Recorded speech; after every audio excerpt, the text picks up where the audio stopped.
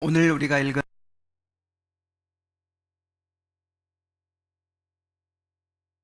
전제 기록되어 있습니다.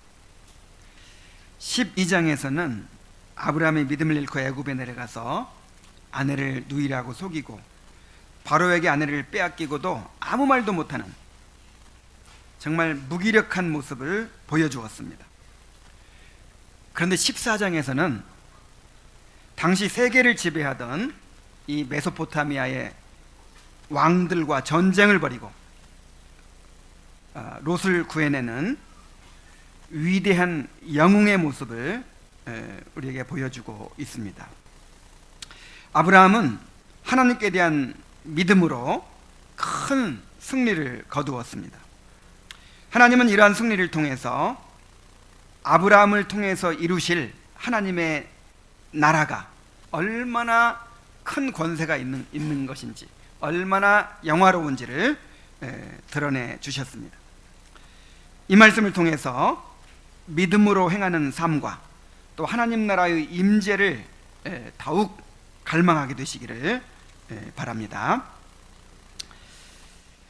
자, 먼저 1절부터 12절까지에 보면 메소포타미아 왕들과 가나안 왕들 간에 전쟁이 일어나서 소돔성에 살던 롯이 사로잡혀 가게 된 상황을 보여주고 있습니다. 여러 가지 지명들과 또 인명들이 막 열거되어 가지고 읽기가 어렵지만 그래도 다시 한번 읽어보겠습니다. 당시 시날 왕 아브라멜과 엘라살 왕 아리옥과 엘람 왕 그돌라오멜과 고임 왕 디달이 소돔 왕 베라와 구모라 왕 비르사와 아드마 왕 시납과 스보임 왕 세메벨과 벨라 곧 소알 왕과 싸우니라. 이들이 다 시딤 골짜기 곧 지금 여매에 모였더라. 이들이 12년 동안 그돌라오멜을 섬기다가 제13년에 배반한지라. 제14년에 그돌라오멜과 그와 동맹한 왕들이 나와서 아스드롯 가르나임에서 르바 족속을, 함에서 수스 족속을, 사회 기다라임에서 엠 족속을 치고 호리 족속을 그 산 세일에서 쳐서 광야 근방 엘바란까지 이르렀으며 그들이 돌이켜 엠미스밭 곧 가데스에 이르러 아말렉 족속의 온 땅과 하사손 다말에 사는 아모리 족속을 친지라. 소돔 왕과 고모라 왕과 아드마 왕과 스모임 왕과 벨라 곧 소알 왕이 나와서 시딤 골짜기에서 그들과 접전하였으니 곧 그 5 왕이 엘람 왕 그돌라오멜과 고임 왕 디달과 시날 왕 아므라멜과 엘라살 왕 아리옥 4왕과 교전하였더라. 시딤 골짜기에는 역청구덩이가 많은지라. 소돔 왕과 고모라 왕이 달아날 때에 군사가 거기 빠지고 그 나머지는 산으로 도망하며 4왕이 소돔과 고모라의 모든 재물과 양식을 빼앗아가고 소돔에 거하는 아브라함의 조카 롯도 사로잡고 그 재물까지 노력하여 갔더라. 성경에 제일 읽기 어려운 그런 본문인 것 같아요. 당시 중근동 지역은 동쪽으로는 메소포타미아, 그리고 서쪽으로는 애굽이라는 이런 막강한 세력이 유세를 떨치고 있었습니다. 그러니까 이 서쪽 끝에는 어느 나라가 있어요? 애굽 있고, 저 동쪽에는 어느 나라가 있어요? 동쪽 끝에는 메소포타미아 제국들이 있는 거죠. 이 두 세력이 이제 이 중근동 지역을 지배하고 있는 거예요. 애굽 세력이 강할 때는 이 가나안 지역이 애굽의 지배를 받고, 또 메소포타미아 세력이 강할 때는 또 메소포타미아 제국들의 지배를 받아요. 이 메소포타미아에서 가나안까지는 한 1500km 정도 됩니다. 그런데 그 먼 거리를 이제 지배를 하는 거예요. 그러니까 얼마나 세력이 강하다라고 하는 것을 알 수 있죠. 전쟁이 어떻게 시작됐습니까? 이 메소포타미아 지역의 4나라의 왕들이 연합군을 편성해서 가나안 정벌에 나섬으로써 이 전쟁이 시작됩니다. 이 4나라가 시날과 엘라살과 엘람 고임이라고 했는데, 이 시날은 어디죠? 시날 평지, 바벨탑을 세웠던 시날 평지가 생각나죠.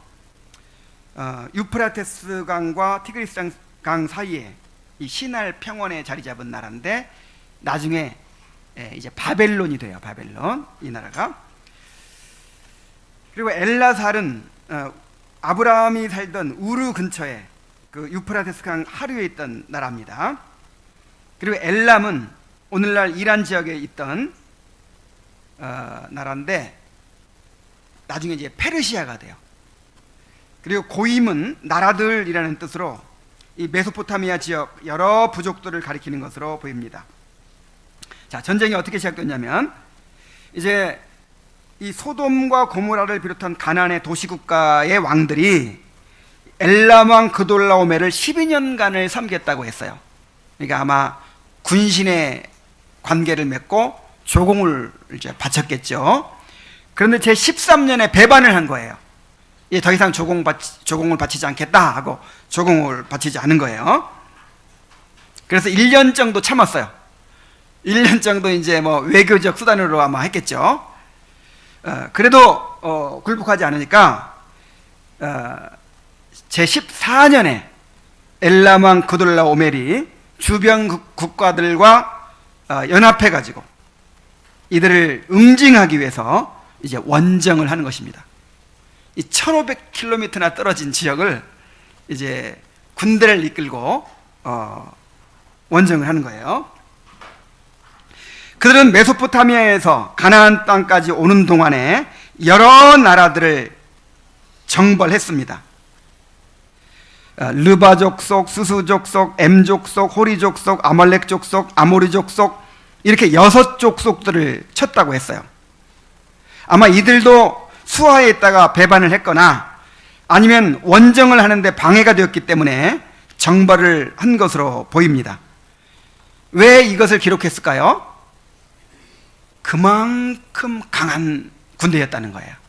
지금 이 본문이 우리에게 보여주고자 하는 것은 아브라함이 얼마나 강한 군대를 쳤는가, 하나님의 능력이 얼마나 위대하게 나타났는가, 이걸 강조하기 위해서 그 파죽지세로 그 메소포타미아에서부터 가나안 땅까지 오는 과정에 닥치는 대로 다 쳐부수고 오는 거예요.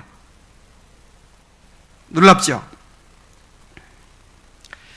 이제 소돔과 고모라를 비롯한 가나안의 5 왕들은 시딤 골짜기에서 이들을 맞아서 교전을 벌였습니다.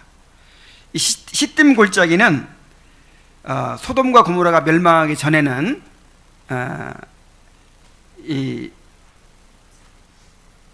이제 이 사람들이 살기 좋은 그런 곳이었던 것 같아요. 근데 시딤 골짜기가 나중에 사해 바다가 됩니다. 이 사해는 해면보다 몇백 미터가 이렇게 낮죠. 그리고 소금 성분이 뭐 한 7배 이렇게 보통 바닷물보다 더 많아가지고 아무런 생물도 할 수가 없어요. 그리고 사람이 그냥 저절로 뜹니다. 저도 이렇게 가봤는데 뭐 수영 아무 수영 못하는 사람도 그냥 이렇게 앉아서 신문을 볼 수가 있어요. 그렇게 저절로 뜨는 그런 이제 바다인데, 그 사해 바다가 옛날에는 그렇게 시딤 골짜기, 요단 계곡으로 해가지고 이렇게 골짜기를 형성하고 있었던 것 같아요. 근데 거기에는 역청 구덩이가 많았다고 합니다. 그러니까 아마 이제 먼 데서 이렇게 원정을 오니까 자기들이 전쟁하기에 가장 좋은 장소를 택한 거예요. 그래서 그 역청 구덩이를 이용해 가지고 이제 그들이 막 함부로 이렇게 전투를 하기에 힘들도록 그렇게 한 거죠. 근데 워낙 강한 군대이다 보니까 오히려 누가 졌어요? 이 가나안 5 왕들이 패했어요. 그래서 오히려 누가 역청구덩이에 빠졌냐면 가나안 군사들이 역청구덩이에 빠지고 또 일부 남은 사람들은 산으로 도망가고 이런 일이 벌어졌습니다. 그 결과로 이제 메소포타미아 연합군은 소돔과 고모라의 모든 재물을 또 양식을 다 빼앗아 갔다고 그랬어요. 옛날 전쟁은요, 주 목적이 뭐냐면 약탈이에요. 이 군사들이 목숨 바쳐 싸우는 이유가 뭔지 아십니까? 이기면 이 재물을 얻는 거예요. 그리고 이제 남자들이니까 여자도 얻는 거예요. 그래서 얼마나 그렇지 않아도 응징하기 위해서 갔는데 승리했으니까 무엇을 아끼겠습니까? 그래서 뭐 재물과 양식과 사람이고 뭐고 간에 다 잡아가는 거예요. 그런데 그 소돔에 살고 있던 롯도 모든 재산을 다 빼앗기고 포로로 사로잡혀가게 됐습니다. 이제 아내와 두 딸들이 다 흩어져서 평생토록 노예로 살 수밖에 없는 그런 상황에 처하게 됐습니다. 자, 롯이 왜 소돔에 갔을까요? 더 잘 살아보겠다고 갔죠. 더 안전한 곳으로, 더 풍요로운 곳으로, 더 잘 살아보겠다고 소돔으로 갔는데 오히려 소돔에서 큰 환난을 만나게 된 것입니다. 그래서 우리는 여기서도 인간이 스스로 안전과 행복을 지킬 수 없다는 사실을 깨닫게 됩니다. 전도서 7장 13절로 14절에 보면은 하나님께서 행하시는 일을 보라. 하나님께서 굽게 하신 것을 누가 능히 곧게 하겠느냐. 형통한 날에는 기뻐하고 곤고한 날에는 되돌아 보아라. 이 두 가지를 하나님이 병행하게 하사 사람이 그의 장래일을 능히 헤아려 알지 못하게 하셨느니라 그랬어요. 이 말씀의 요지가 뭡니까? 하나님의 주권에 달려 있다는 거예요. 내가 이렇게 하면 내 행복이 보장될 것이다. 내가 이렇게 하면 내가 더 안전해질 것이다. 누구도 그것을 장담할 수 없다는 거예요. 하나님께서 사람에게 달려있지 않도록, 사람이 그 장래를 알 수 없도록 만들어 놓으셨다는 거예요. 우리 인간은 끊임없이 스스로 하나님이 되고자 합니다. 내가 내 인생을 주관하고 싶은 거예요. 내가 내 인생을 더 안전하게 만들고, 내가 내 인생을 더 행복하게 만들고, 그렇게 내 뜻대로 만들고자 하는 거예요. 그러나 그게 누구한테 달려 있어요? 하나님께 달려 있어요. 하나님께.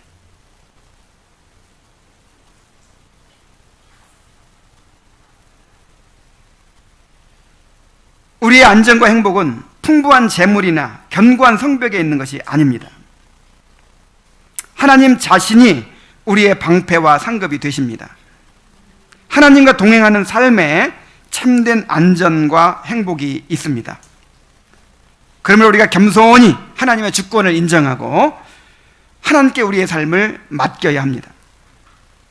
우리가 보기에 이렇게 하면 더 안전하겠다, 이렇게 하면 더 행복해지겠다, 이런 기준으로 선택할 것이 아니라 어떤 길이 하나님께서 기뻐하시는 길인지, 어떤 길이 하나님의 백성으로서 살아가야 될 좁은 길인지를 분별해야 된다는 거예요. 그러면 우리의 안전과 행복은 누가 책임집니까? 하나님 책임지시죠. 저는 지금까지 살아오는 동안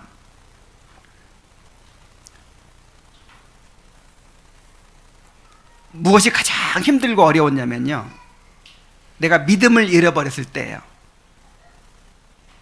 여러분 한번 생각해 보세요. 아무리 내 삶에 어려운 일이 닥치고 또 문제들이 생겨도요, 하나님이 나와 함께 하시고 내가 지금 주님의 뜻 안에 있다고 생각하면 여러분 그 고난조차도 축복입니다.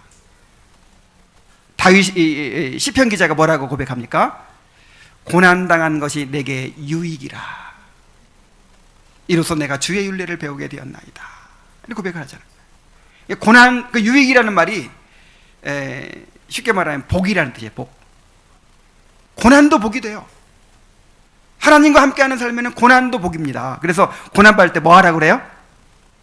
기뻐하라고 하잖아요. 복이니까. 그런데 내가 지금 하나님의 뜻 안에 있다는 확신이 없을 때, 내가 믿음을 잃고 있을 때, 그때는요, 아무런 어려움이 없어도 불안해요. 두려워요. 어떤 고난이라든지 어떤 어려움을 당할 때 여러분 무엇이 여러분의 고통을 주는 걸 생각해 보세요. 확신이 없는 것입니다. 확신이. 정말 주님께서 나와 함께 하시고 내가 지금 바른 길에 있다는 그래서 이 고난이야말로 하나님께서 나를 가르치시고 인도하시고 복 주시는 고난이라고 하는 그런 확신을 갖지 못한 데서 우리가 고뇌를 겪는 거예요. 그것이 고통이에요.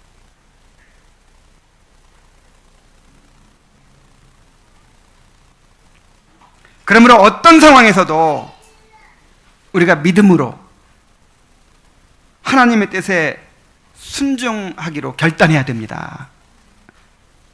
롯처럼 내 눈에 좋은 대로 그렇게 선택을 하고 그렇게 살아갈 것이 아니라 정말 하나님께서 어떤 길을 기뻐하시는가 하는 것을 기준으로 그렇게 선택하고 살아가게 되시기를 바랍니다. 자, 아브라함이 이제 이 소식을 들었습니다. 아브라함이 이 소식을 듣고 메소포타미아 왕들과 전쟁을 벌여서 롯을 구해내는 이제 영웅적인 전사의 모습을 우리에게 보여주고 있어요. 13절부터 보면요, 도망한 자가 와서 히브리 사람 아브라함에게 고하니 때에 아브라함이 아모리 족속 마므레의 상수리 숲을 근처에 거하였더라. 마므레는 에스골의 형제요 또 아넬의 형제라. 이들은 아브라함과 동행한 자더라. 아브라함이 그 조카에 사로잡혔음을 듣고 집에서 길리고 연습한 자 318인을 거느리고 단까지 쫓아가서 그 가신을 나누어 밤을 타서 그들을 쳐서 파하고 다메섹과 좌편 호박까지 쫓아가서 모든 빼앗겼던 재물과 자기 조카 롯과 그 재물과 또 부녀와 인민을 다 찾아왔더라 그랬습니다. 이제 잡혀가던 사람이 참 대단해요. 그 1500km나 떨어져 있는 그 가나안 지역에서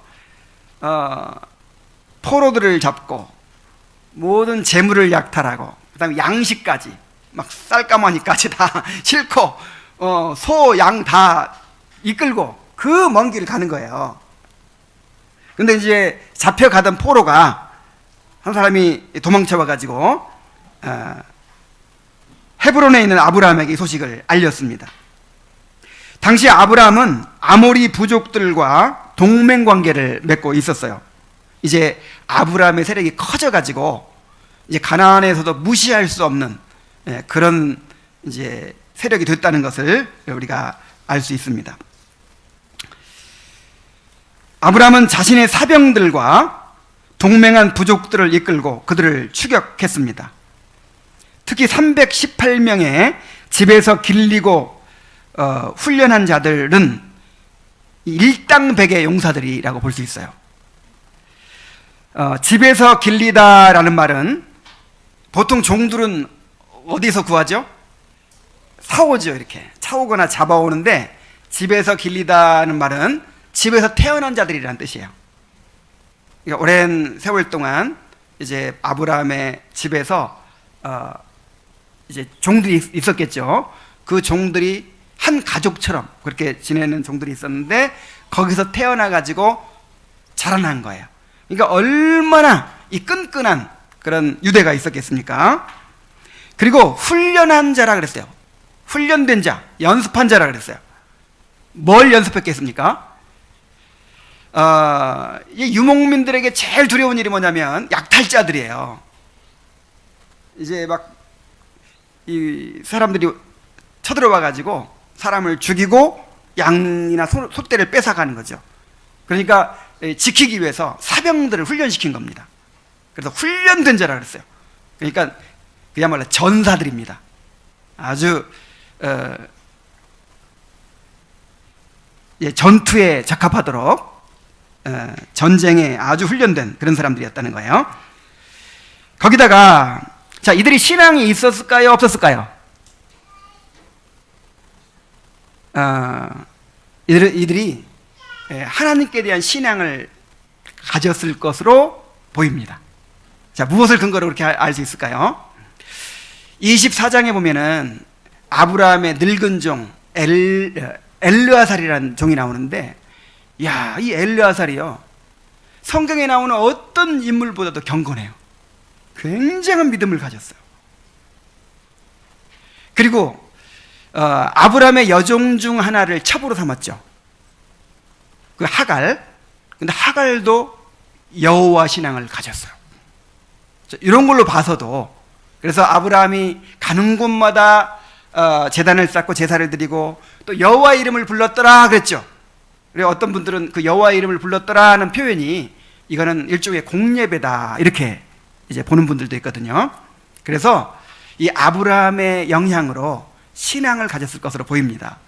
그래서 집에서 나와서 같이 자랐죠. 그 다음에 훈련 받았죠. 그 다음에 여호와께 대한 신앙까지 있어요. 믿음이 있어요. 이게 얼마나 정말 일당백의 용사들이라고 할 수 있죠. 기도원의 300 용사라고 할 수 있죠. 비슷하다고 할 수 있죠. 자, 이제 이런 사람들을 데리고 아브라함이 메소포타미아 연합군을 추격합니다. 단까지 쫓아가서 그와 그의 가신들이 나뉘어 밤에 그들을 쳐부수고 다메섹 왼편 호바까지 쫓아가서라고 했습니다. 자, 단까지 쫓아가서 한밤중에 그러니까 300명 플러스 그 다음에 그 동맹한 자들이 있으니까 뭐 하여간 많으면 적으면 몇백 명에서 많으면 몇천 명 되겠죠. 이런 어쨌든 적은 군사예요. 이 메소포타미아 연합군에 비하면 비교조차 할 수 없을 만큼 작은 군사인 거예요. 그 군사들을 가지고 이제 그 많은 군대를 대적하려면 전면전을 해서는 승산이 없습니다. 그러니까 한밤중에 그들이 다 잘 때 여러 방향에서 나누어 가지고 갑자기 급습을 하는 거예요. 그래가지고 그들을 쳐부수었다 그랬어요. 그리고 단숨에 전쟁이 끝날 수도 없어요. 워낙 숫자가 많으니까. 왼편 호바까지 쫓아갔다 그랬는데, 이 호바라는 곳은 헤브론에서 한 280km 정도 떨어진 곳입니다. 그러니까 몇 날 며칠을 추격한 거예요. 일종의 게릴라전을 벌인 거예요. 정말 이 아브라함의 그 끈기를 우리가 볼 수 있어요.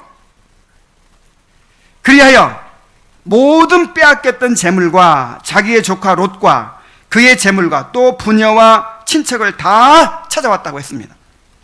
아마 이 사람들을 다 뭐 죽였다든지 그러지는 못했을지라도 계속 끈질기게 밤이면 나타나가지고 급습을 하고 계속 그렇게 전쟁을 벌이니까 아마 포기를 했던 것 같아요. 그건 확실히 모르겠지만은 어쨌든 그 롯과 롯의 재산만 찾아온 것이 아니고 소돔과 고모라 사람들까지 또 그들의 재산까지 다 찾아왔어요. 자, 이것도 굉장히 굉장한 일입니다. 그 사람들이야 죽든 살든 다 내버려 둘 수도 있는데 그들까지 다 데려온 거예요. 우리는 아브라함의 전쟁을 통해서 몇 가지 사실을 발견할 수 있습니다. 첫째는 이 롯에 대한 아브라함의 사랑입니다. 롯은 은인이요 또 부모 대신이라고 할 수 있는 아브라함을 배반했어요. 아브라함을 생각하지 않고 자기 생각만 했습니다. 아브라함의 뜻을 거스르고 죄악이 가득한 소돔성으로 들어가 살았습니다. 그러니까 이 롯은 아브라함에게 어떤 존재냐면요, 아브라함에게 상처를 주는 존재고 근심을 끼치는 존재예요. 이게 한두 번이 아니에요.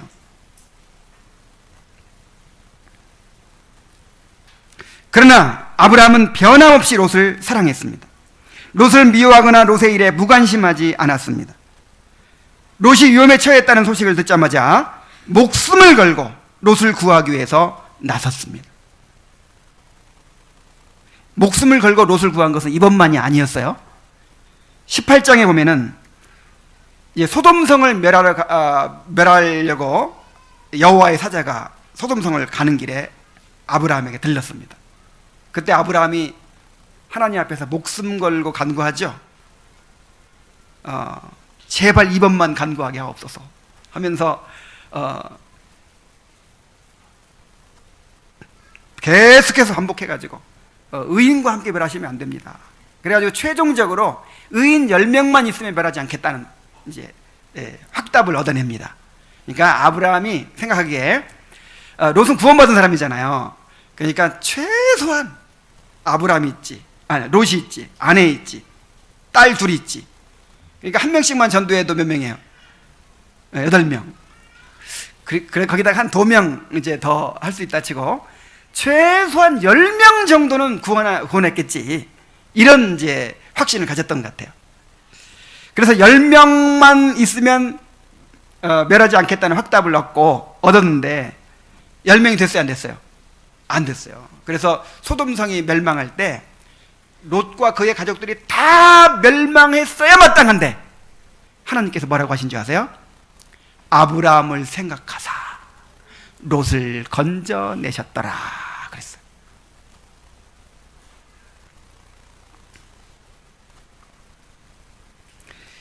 이러한 아브라함의 모습은 하나님의 백성들이 다른 사람들을 어떻게 대해야 하는지를 우리에게 보여줍니다.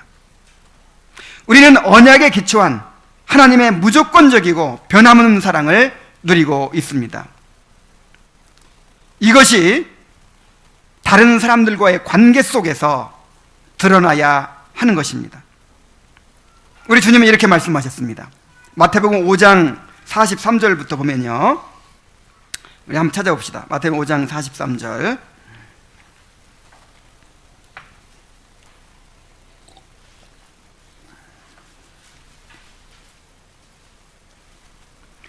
또 내 이웃을 사랑하고 내 원수를 미워하라 하였다는 것을 너희가 들었으나 나는 너희에게 이르노니 너희 원수를 사랑하며 너희를 박해하는 자를 위하여 기도하라. 이같이 한즉 하늘에 계신 너희 아버지의 아들이 되리니 이는 하나님이 그 해를 악인과 선인에게 비추시며 비를 의로운 자와 불의한 자에게 내려주심이라. 너희가 너희를 사랑하는 자를 사랑하면 무슨 상이 있으리요? 세리도 이같이 아니하느냐? 또 너희가 너희 형제에게만 무난하면 남보다 더하는 것이 무엇이냐? 이방인들도 이같이 아니하느냐? 그러므로 하늘에 계신 너희 아버지의 온전하심 같이 너희도 온전하라. 자, 이같이 한즉 하늘에 계신 너희 아버지의 아들이 되리니 라고 하신 말씀 여러분 잘 기억하시기 바랍니다. 밑줄을 그으세요. 이같이 한즉, 어떻게 한즉? 이같이 한즉 하나님의 아들이 된다는 거예요. 나를 사랑하는 사람만 사랑하는 것은 세상 사람들도 똑같이 할 수 있는 일이라는 것입니다. 이게 세리들도 할 수 있고 죄인들도 할 수 있는 일이라는 거예요. 여러분, 의리하면 누가 생각나요? 이 조폭들의 의리가 생각나죠? 요즘 조폭 용어 하나도 많아가지고. 여러분, 이 조폭들도요, 자기를 사랑하는 사람은 끔찍히 사랑하고 아낍니다.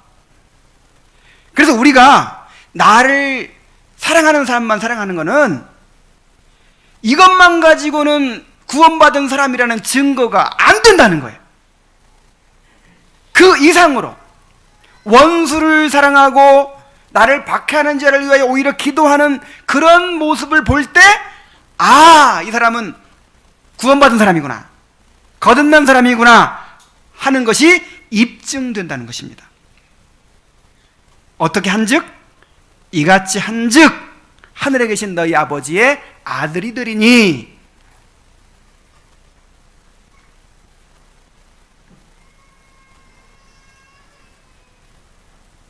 남보다 더하는 것이 무엇이냐라고도 하셨죠. 너희가 너희를 사랑하는 자들만 사랑하면 남보다 더하는 것이 무엇이냐. 남은 누구예요? 여기서 세상 사람들, 구원받지 못한, 거듭나지 못한 세상 사람들 가리키는 거예요. 아니, 나를 사랑하는 사람만 사랑하면 그들보다 나은 게 도대체 뭘 가지고 하나님의 백성이라고 할 수 있겠느냐 이 말이에요. 무엇을 가지고 하나님의 통치를 받는 하나님의 백성이라고 할 수 있겠느냐 이 말이에요. 무엇을 가지고 언약에 기초한 그 영원한 사랑을, 무조건적인 사랑을 누리고 있는 사람이라고 할 수 있겠느냐 이 말이에요. 여러분, 이 말 꼭 기억하세요. 남보다 더하는 것이 무엇이냐. 누가 나한테 좀 상처를 주고 막 그럴 때 나도 같이 해주고 싶죠. 그럴 때 기억하세요. 남보다 더하는 것이 무엇이냐. 그러면 네가 다른 것이 무엇이냐. 하나님은 먼저 이 공동체 안에서 그러한 사랑이 드러나게 되기를 원하십니다. 여러분, 이 부부간에는 한 몸이라고 했죠. 그래서 제일 어리석은 사람이요, 이 부부싸움에서 이기는 사람이래요. 내가 이기고 그냥 상대방을 그냥 짓밟으면은 결국 누구를 짓밟는 거예요? 나를 짓밟는 거잖아요. 내 몸이니까. 한 몸이니까. 이해가 안 됩니까? 근데 여러분, 이는 내 뼈 중에 뼈요 살 중에 살이라 하는 그 고백은 꼭 부부간에만 해당되는 게 아니에요. 주님께서는 우리를 한 몸으로 부르셨습니다. 우리 형제 자매들은 바로 내 살 중에 살이요 뼈 중에 뼈예요. 맞습니까? 확신이 좀 부족한 것 같은데. 자, 우리 주님께서 한 몸으로 부르신 우리 지체들이야말로 우리의 뼈 중에 뼈요 살 중에 살인 줄로 믿습니다. 그러면요, 이 나잖아요. 내 살 중에 살이 뼈 중에 뼈라는 말은 나라는 뜻이에요. 나. 당신이 바로 납니다. 그래서 우리가 다른 사람에게는 그렇게 못해도 한 몸인 이 공동체 안에서는요, 좀 손해봐도 괜찮아요. 좀 져줘도 괜찮아요. 좀 상처받고 손해봐도 괜찮아요. 왜냐하면 한 몸이니까. 정말 한 몸이라고 하면서 그렇게 계산적으로 사람들을 대하려고 하고, 내가 받은 대로 안 갚음하려고 하고, 그러면 도대체 그 한 몸이라는 증거가 어디에서 나타날 수 있습니까?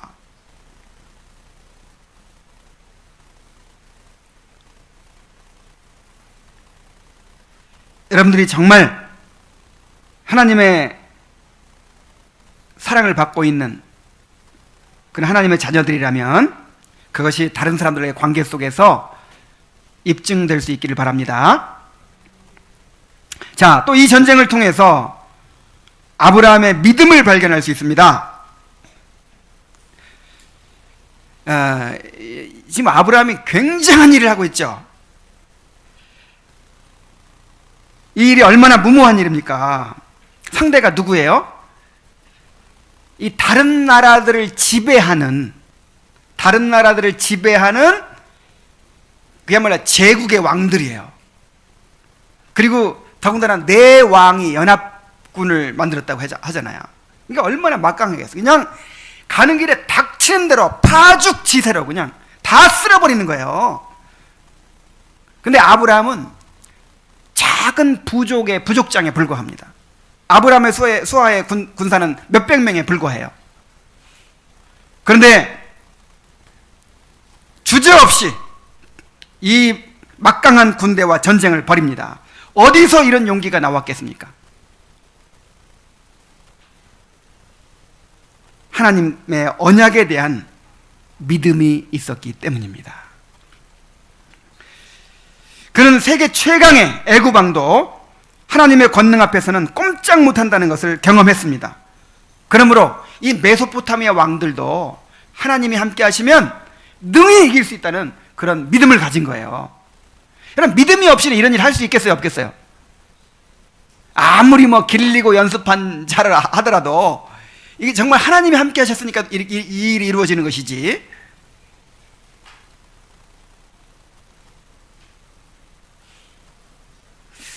그래서 믿음으로 아브라함은 이 위대한 승리를 거둔 것입니다. 자, 그런데 서론에서도 말씀드렸지만 정말 이상하죠.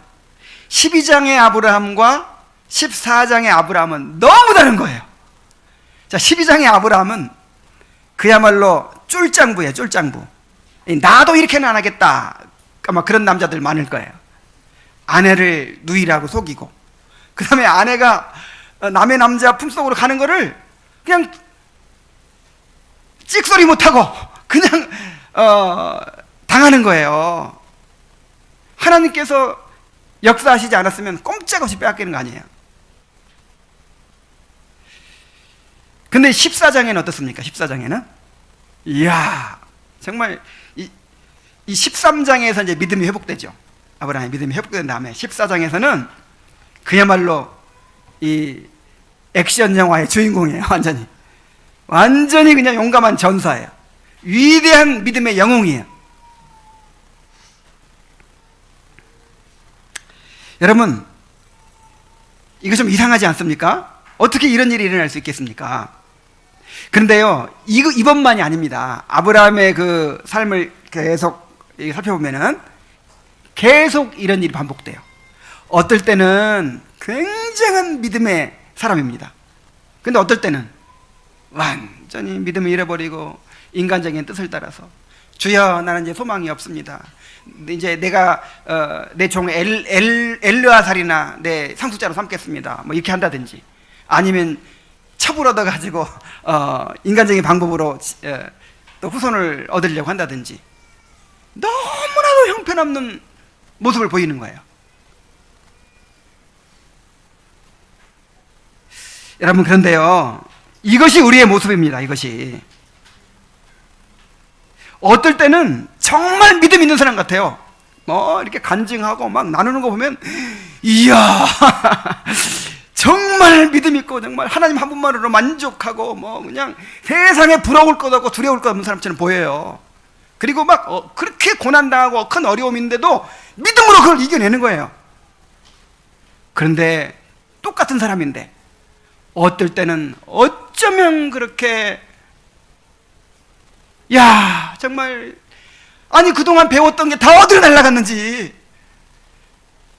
그렇게 하나님 찬양하고 뭐 하나님이 나의 방패고 상급이라고 그렇게 고백하던 사람이 불신자같이 아무런 믿음도 없이 작은 문제에 그렇게 쉽게 흔들려 버리고 그렇게 무너져 버리는 거예요.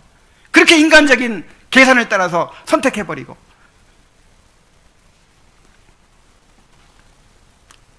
그래서 여러분, 시험이 오기 전에는 그 사람 믿음을 알 수 없어요.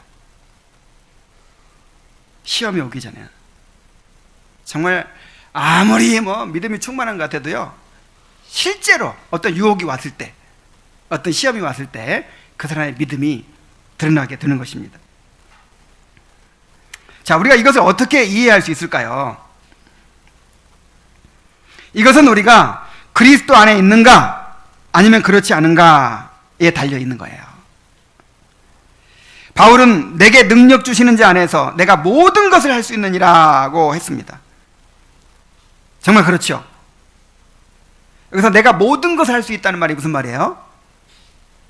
내가 어떠한 고난 가운데서도 믿음으로 승리할 수 있다, 그런 뜻입니다. 어떤 어려움도 이겨낼 수 있다, 그런 뜻이에요. 누구 안에서? 그리스도 안에서. 정말 그렇습니다. 우리가 주님 안에 있을 때 세상에 두려운 것이 없습니다. 주님의 은혜는 우리가 할 수 없는 일들을 가능하게 만듭니다. 그러나 주님께서 또 말씀하셨어요.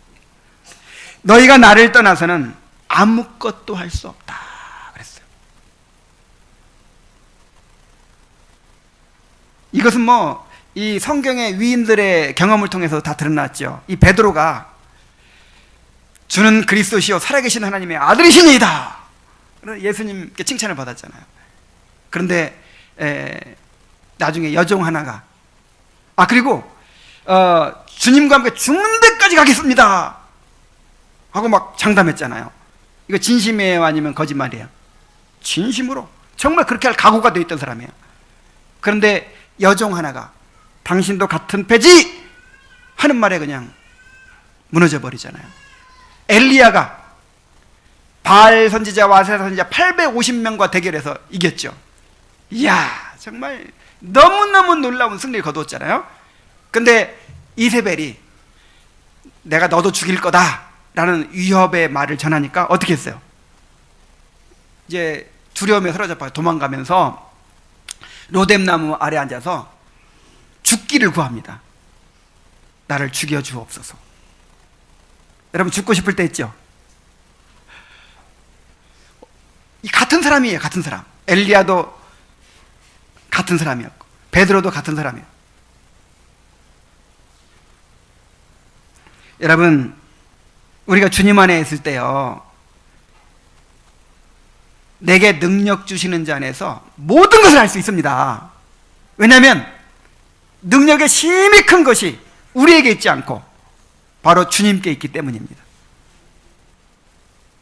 그러나 우리가 주님을 떠나서는 아무것도 할 수 없는 거예요. 주님을 떠나서. 그 다윗이 그토록 놀라운 경건을 보여줬었는데 주님을 떠나서는 어떻게 됐어요? 밧세바와 간음하고 우리아를 죽이는 그런 범죄자가 되고 말았잖아요.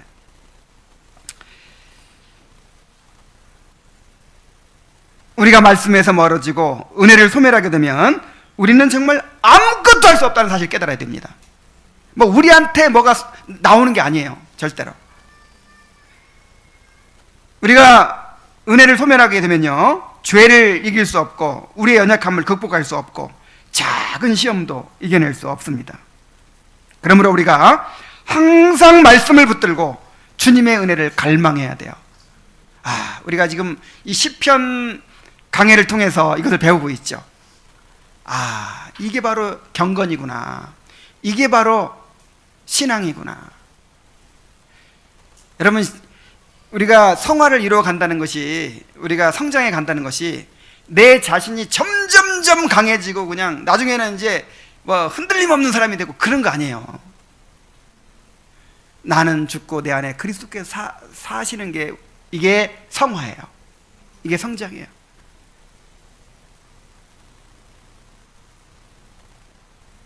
우리는 주님의 은혜가 없이는 단 한순간도 살 수 없다는 것처럼, 살 수 없을 것처럼 여기고 은혜를 갈망하는 그런 시편 기자의 경건을 본받아야 합니다.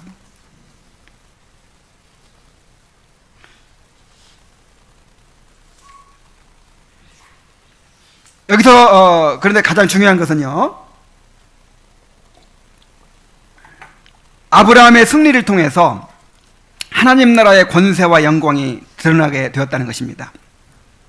하나님은 아브라함의 승리를 통해서 아브라함을 통해서 이루실 하나님 나라의 권세와 영광을 드러내셨습니다. 아브라함은 하나님의 능력으로 승리할 수 있었습니다. 하나님은 아브라함에게 2번이나 큰 승리를 경험하게 해주셨죠. 그러니까 당시 중근동 지역에서 가장 강력한 세력이, 양대 세력이 있다고 했죠. 애굽과 메소포타미아.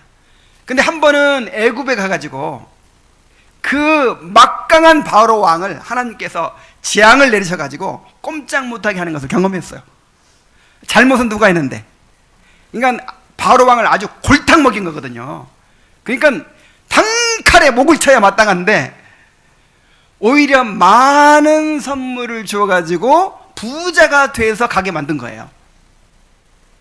아브라함이 여기서 아브라함이 여기서 깨달은 거예요. 와, 그렇구나. 이 바로 왕도 하나님한테는 꼼짝 못하는구나. 장차 나를 통해서 이루시겠다고 하는 하나님의 나라가 이렇게 막강한 것이구나. 깨달았을 거예요. 그런데 이번에는 이제 이 동쪽의 강자 메소포타미아의 왕들을 쳐부순 거예요. 하나님의 능력으로.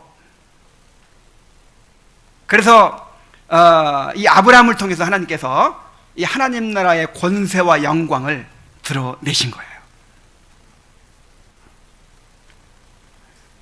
하나님은 이렇게 장차 이루어질 하나님 나라의 권세와 영광을 지금 이 땅에서 드러내십니다. 왜요? 이미 하나님 나라가 임하여 있거든요. 아직 하나님 나라가 완성되지 않았지만 그 나라가 이미 임하여 있다는 사실을 그 나라의 권세와 영광을 드러내심으로 보여주시는 것입니다. 예수님이 오셨을 때는 병자가 일어나고 귀신이 쫓겨가고 죽은 자가 살아나는 역사를 통해서 하나님 나라의 권세와 영광이 드러났습니다. 그러니까 예수님이 귀신 쫓아내고 병 고쳐주고 뭐 죽은 자 살리고 이런 거 불쌍해서 고쳐준 것만이 아닙니다. 아이고, 내가 이 땅의 병자들을 다 회복시켜야겠다. 얼마나 불쌍하냐. 그래서 고쳐줘야겠다. 이거 아니에요. 여러분, 병자가 불쌍해서 고쳐주려면 다 고쳐줘야지. 그 38년 된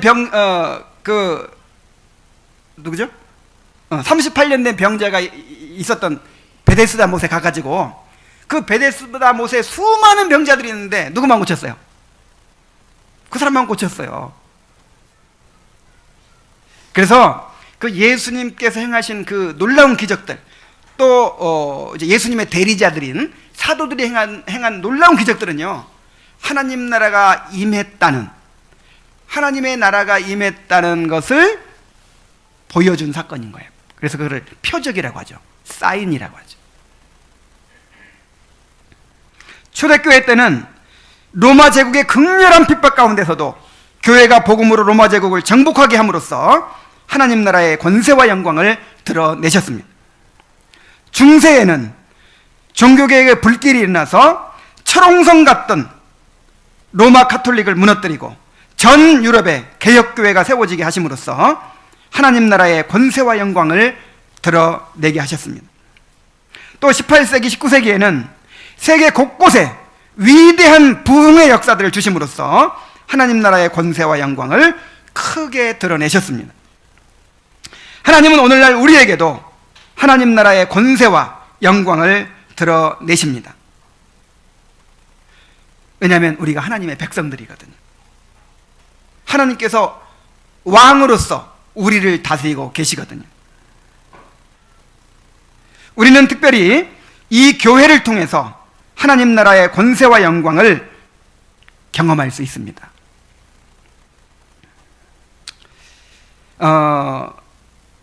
이제 연말이 되니까 또 교회 개척하던 때가 기억이 나요. 그래서 저는 이 아브라함을 통해서 그 하나님 나라의 권세와 영광을 드러내신 이 사건을 보면서 그렇다면 과연 오늘날 우리에게는 어떤 방식으로 하나님께 드러내고 계시는가를 이제 생각하면서 3년 전에 이 교회를 개척하던 때가 생각이 났어요. 12월 15일 날 이제 개척 결정이 났어요. 갑자기 아무 생각도 하지 않고 있는데 12월 15일 날 개척 나가라는 거예요. 그런데 언제 개척 예배를 드렸죠? 1월 11일 날. 그러니까 한 달도 안 돼. 정말 아무런 계획도 없었고 생각도 없었고, 또 난 누구한테 뭐 이렇게 뭐 함께 하자는 말을 할 그런 처지도 못 됐어요. 뭐 돈이 있는가, 무슨 건물이 있는가. 그런데 하나님께서 사람을 붙여주시고, 또 전혀 생각지 못한 사람들로부터 막 돈이 들어와요. 돈이. 그래가지고 전혀 계획도 없었는데 이 건물을 얻게 되고, 여기 이제 교회를 개척하게 됐죠.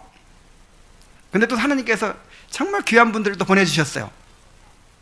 귀한 사람들을 보내주시고, 그런 것뿐만 아니라 말씀의 다스림을 받아서 회심하는 역사가 일어나고, 사람들이 말씀으로 변화되는 역사들이 일어난 것이야말로 나는 하나님 나라의 권세와 영광이 드러난 사건이라고 그렇게 생각을 합니다.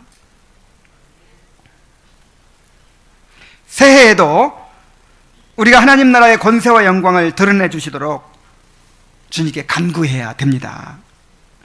주님은 너희는 먼저 그의 나라와 그의 의를 구하라 하고 하셨습니다.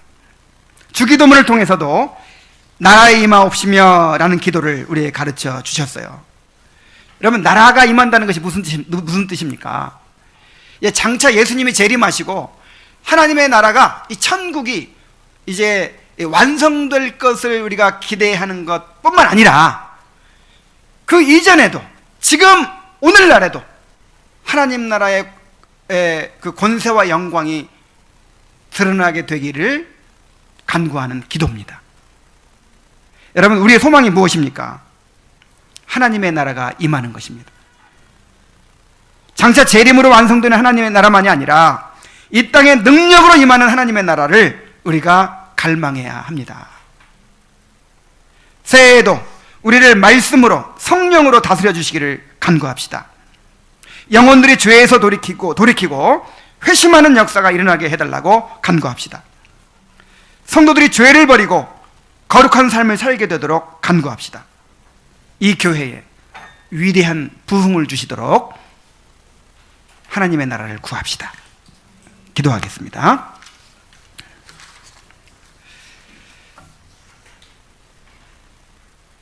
능력과 영광과 찬양을 받으시기 합당하신 하나님 아버지, 참으로 하나님께서는 만세전부터 작정하신 계획대로 또 우리에게 주신 영원한 언약대로 주님의 나라를 이루어가고 계십니다. 주님이 우리를 하나님의 백성으로 삼으시고 우리를 통치하고 계십니다. 오 아버지 하나님, 하나님의 나라가 우리 가운데 더 충만하여져서 주님의 그 통치하시는 능력과 권세가 더 크게 일어날 수 있도록 인도하여 주시옵소서. 아브라함을 통해서 세계 최강대국들을 굴복시키는 그런 놀라운 역사가 일어났듯이 참으로 죄인들이 회개하고 돌아오는 역사가 일어나게 해주시옵소서. 성도들이 말씀의 통치를 받아서 죄에서 돌이키고 참으로 하나님의 영광을 갈망하게 될 수 있도록 인도하여 주옵소서. 올 한 해도 정말 놀라운 역사로 우리에게 함께 해주셨는데 새해에도 참으로 하나님 나라의 권세와 영광이 크게 드러나게 되는 참으로 그런 한 해가 될 수 있도록 인도하여 주시옵소서.